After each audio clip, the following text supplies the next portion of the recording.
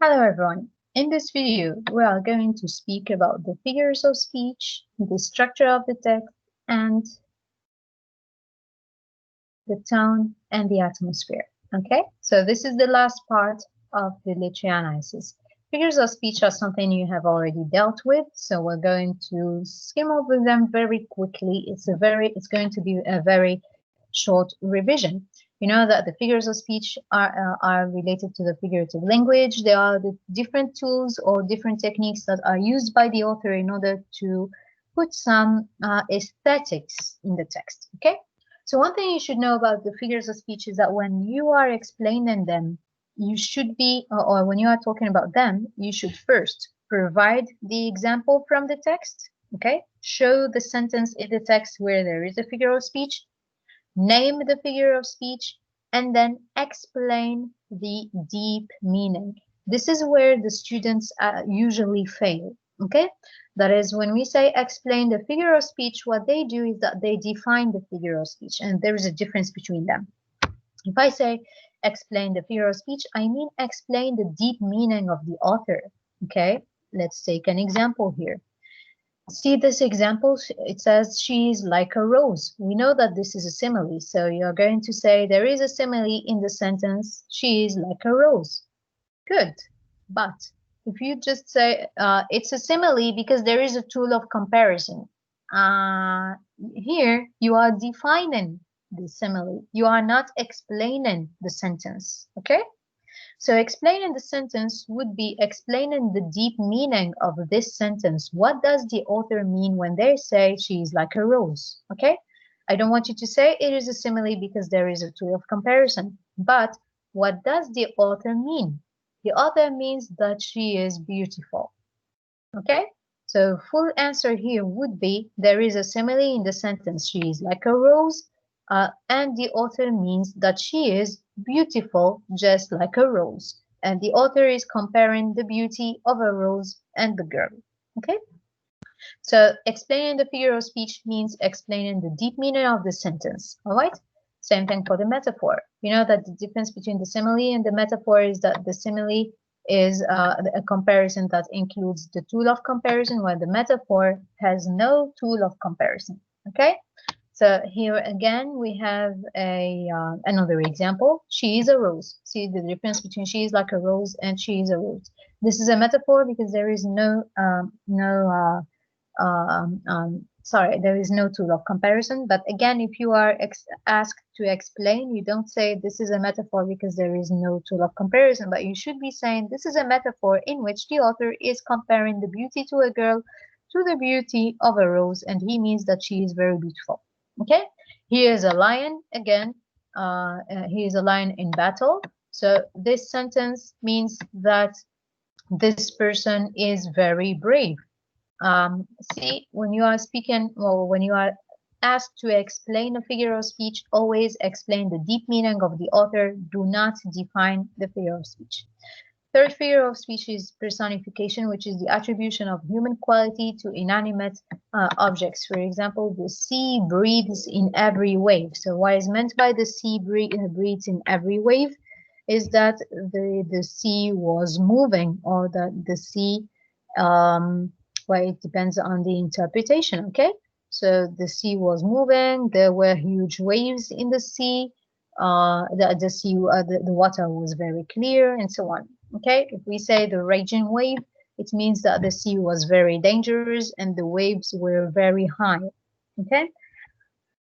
Next, apostrophe. A thing, a place, an idea, or a dead or an absent person is addressed. In the apostrophe, the speaker is talking or addressing someone who is not in front of them. Okay? The person could be a thing, they could be a place, an idea, a person who is dead, a person who is absent. Okay? The main thing in the apostrophe is that the speaker is addressing someone who isn't in front of him. Okay? They are not there. In the hyperbole is an exaggeration, sorry, for emphasis. It's an exaggeration in speech in which the author needs to exaggerate in order to emphasize on the importance of something. For example, saying, I haven't seen you for ages. If I am 20 years old, I haven't lived for ages. So why am I saying ages? Okay. This here is a hyperbole. It's an exaggeration in speech. The litoti is an understatement for emphasis. Not bad, meaning very good. Okay. Or it means if we say she was not a little upset, means she was very upset. Okay. So it's an understatement using the understatement, using words that denote that something is small, but you let it know through the meaning that it is not small. It's very important. Okay? Irony, what is meant is the opposite of what is actually written. Not necessarily the opposite, but the author does not really mean what they're saying. Okay? Example, you were provided or you were asked to bring a homework, but you didn't. So I would be looking at you in class and saying, well, I'm proud of you. Now, do I look or do I sound proud? No, I don't sound proud. And that's because I'm being ironic. I am not proud. I am angry. Okay? So that's irony. Paradox is the juxtaposition of opposites, that is, the fact of putting together two words that oppose each other. For example, careless she is with artful care, affecting them to seem unaffected. See, it's the fact of putting two words that oppose each other within the same sentence. Analogy, just like the paradox, but instead of putting together two words, we are here juxtaposing two sentences or two situations, okay? The comparison of two things which are alike in several respects for the purpose of explaining or clarifying some unfamiliar or difficult idea or object by showing how the idea or the object is similar to some familiar one. Oh my God, that's complicated. I prefer my definition, okay? In short, it's the fact of putting two situations that oppose each other. Okay? Example in the novel Clarissa, which we will be discussing very soon. She starts her letter by saying, in my last letter, which was so full of hope, the content of this letter will shock you. Here, this is an analogy because she is exposing the first situation in which she is saying it was full of hope. The second situation is going to shock the reader. Okay, so these two sentences or these two situations are two opposing situations. Next, reference or the allusion. My way of explaining the reference or the allusion. See, when you are walking in the street shopping and you see a shop named now, here, I'm going to give you the name of a real shop that exists downtown in Tlemcen. It's a pastry shop. It's named L'Opéra, okay? Pâtisserie L'Opéra. So when you read L'Opéra, the first thing you're going to think about is the cake, the opera cake, which is very delicious and which very few people can actually be successful at, okay? Very few people can actually make a successful opera cake. Okay, so when the shop owner uses such a name, they are making you or making the clients believe that this shop owner is able to make such good cake. Okay, and very high quality cake. So opera is a very high quality cake. Not only people are not. It's not easily.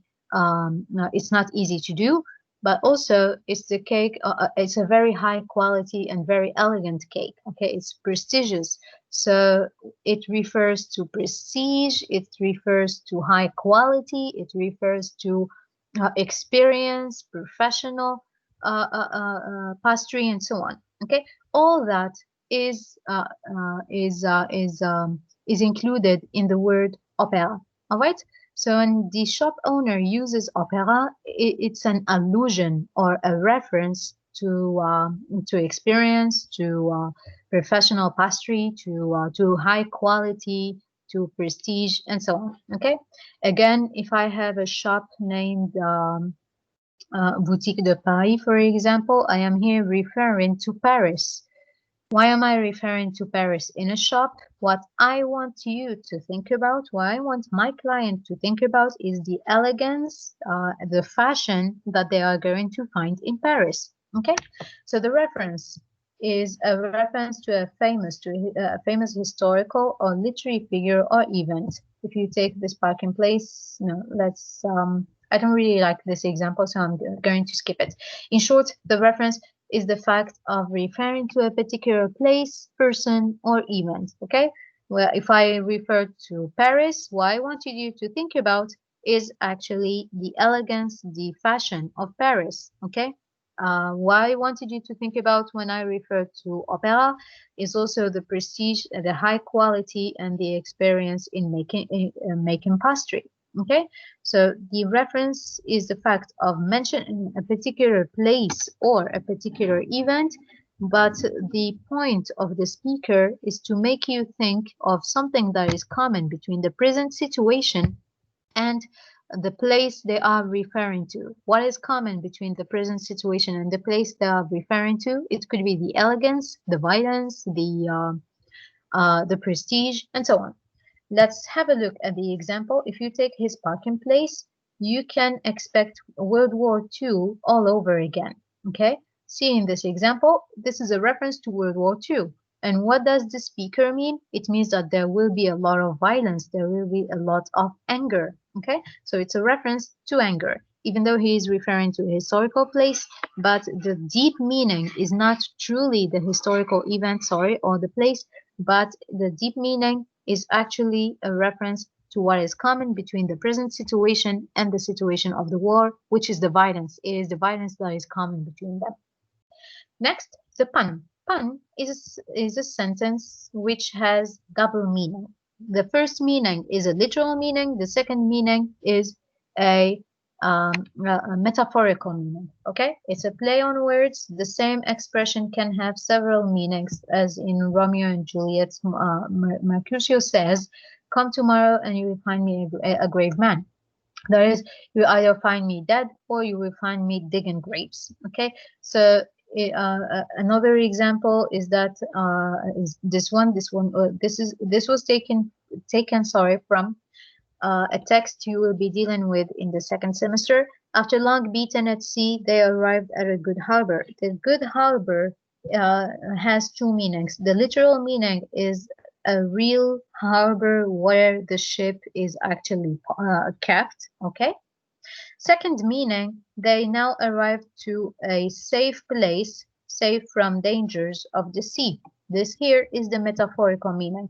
So the pun is a sentence that has two meanings. First one is the literal meaning. Second one is the metaphorical meaning. Okay, now let's move to the structure. Structure refers to the structure of the text. That is, are the sentences long, short? Are they complicated? Long paragraphs, short paragraphs? Is there a particular typography within the text? Is the author using capital letters voluntarily? Are they using any forms or any particular morphology of the language? Okay, that is, are they doing anything on purpose? Sometimes you will find some words or some texts that include or that may include some grammatical mistakes, and the author is doing it on purpose. The reason why they are doing it on purpose is to show you, maybe, or to infer that the speaker has never been to school. Okay, I think that was in The Bluest Eye. Yeah, I think that was in The Bluest Eye by Toni Morrison. The author does it on purpose to use a lot of grammatical mistakes and even some spelling mistakes to make the reader think about the speaker, because the speaker never went to school. Okay, now I think that was in The Color Purple. Yeah, that was in The Color Purple. So by Alice Walker. The author uses grammatical mistakes and spelling mistakes on purpose to show that the speaker has never been to school. The speaker never had formal education. There's also the sound structure. These are things you have been dealing with in poetry, alliteration and assonance. The alliteration is the repetition of the same consonant in the beginning of different words, and the assonance is the repetition of the same stressed vowel sound. Okay, the tone. Now, tone and atmosphere are very important, and in fact, they deserve a video for their own. So I'm going to stop here in this video. And for the next video, I'm going to speak about the tone and the atmosphere. So see you in the next video.